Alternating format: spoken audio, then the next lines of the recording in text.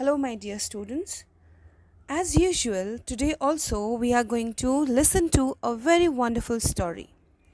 This story is about a little girl who had to participate in an event. Okay? But she was having trouble in having practice because in order to participate in that game, she needed to be very much dedicated. She needed to practice a lot. Sometimes she felt very lethargic, she felt very much bored with the training. So here it's her mother who encouraged her. Okay, so what is this story all about? Let's see. Let me tell you the topic of the story, and it is Mother, My Coach. Let's begin with the story. The narrator of the story is Manita Sharmalini. Okay, Manita Sharmalini. Oh, mother, where on earth are you? Standing on the platform, waiting to receive my prize, I searched all around. When the shining medal was hung around my neck, I saw the others' parents sitting in the front applauding for their children. I felt an indefinable feeling emerging from the bottom of my heart.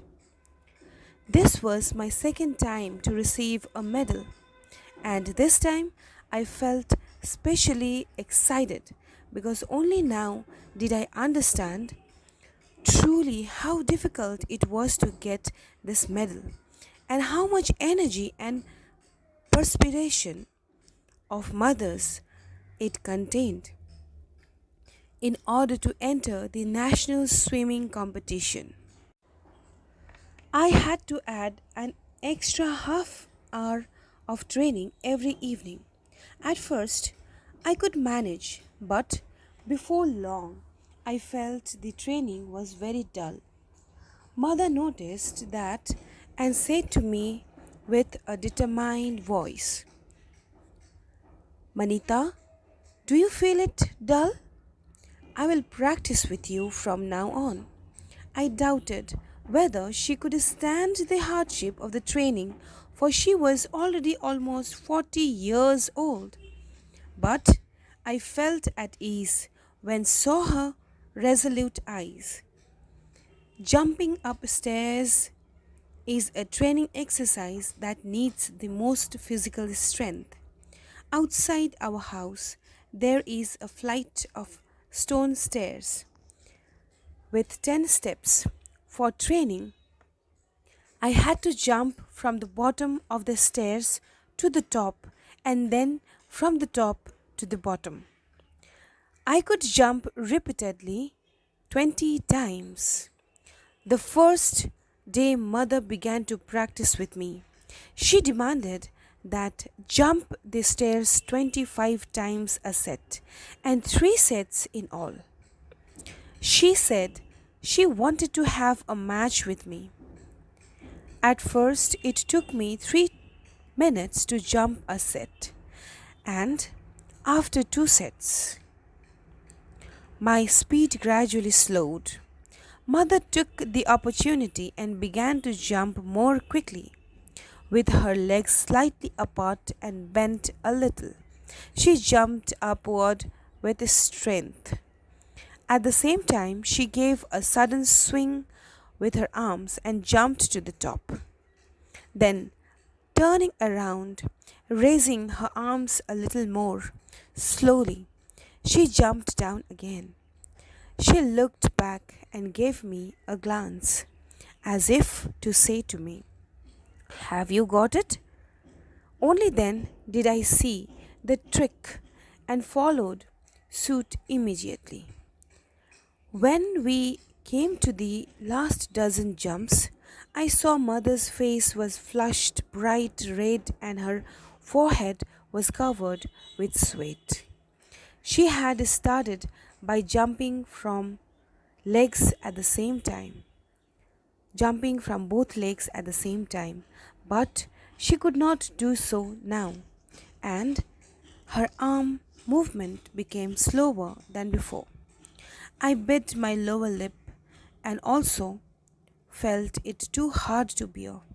I really hoped that mother would stop for a while and let me have a rest, but I knew she would not stop before she finished the plan. Just as expected, she said to me, "This jump is not good enough. You must do it again. Hurry up, Manita. Try to do the last jump up to the standard." Mother reminded me loudly. At once, I forgot the tiredness and followed her jumping continuously. Ouch! The skin was rubbed off my leg when I hit the stone step. A lot of blood oozed out and I felt so hurt. The tears rushed into my eyes. My mom came over and squatted down beside me. Blowing at the wound, she touched my leg slightly with her hand. I thought that no doubt she would let me have a rest now, but she said to me, "Come on, let's continue." I turned and stared at her. She was bathed in sweat and her wet clothes were sticking on her body. I was greatly moved and struggled to stand up and continued the exercise. "I must carry on," I said to myself. In the evening, lying on the bed, I felt so tired. It was even hard for me to open my eyes. However, I couldn't fall asleep because the lamplight irritated me. Mother hadn't gone to bed yet. She was correcting her students' homework. When she saw that I was not able to sleep, she came near to me and started massaging my legs and my chest as well. I knew that my mother was equally tired because she was continuously there with me while training, but still, she had forgotten her pain and she took care of me. Finally, the fruit of our hard work was received. A month's training was over. Now it was the final competition. In the competition, I remembered all the techniques that my coach told and the training that my mother gave at home. Finally, I was the winner and I was having my medals on my neck. But I wanted the medal to be worn by my mother because it was she who worked wholeheartedly to train me. She was in pain, but still she had forgotten her pain and trained me full fledgedly. With her determination, I was able to be the winner. So, on this final day, when I was the winner, I was considering my mother to be the true coach and true winner. Without her, even I wouldn't have been able to achieve this success. She was resolute, she was determined, and therefore the same qualities were instilled in me. So I thank my mother even though I could not see her in the crowd. My wholehearted thanks to my mother. She is not only my mother but my coach too. I thanked God for giving me such a dedicated mother. By this, the story ends. So, children, I hope you like this story. And from this story, we get to understand that if parents want their children to do excellent performance in different activities, then even they have to work at the same time.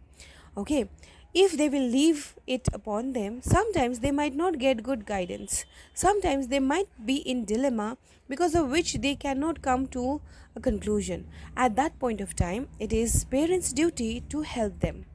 Okay, so throughout their life, if they are together, then impossible will be accomplished. At the same time, even children must be dedicated.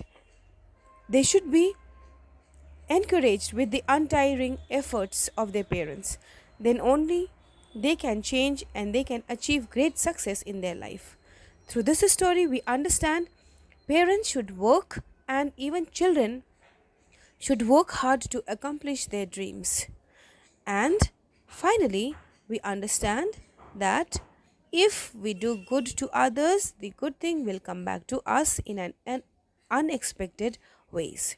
So by this we will end the story. We will meet in our next story which will have a great moral lesson. Till then we meet. Take care and bye-bye. Thank you children.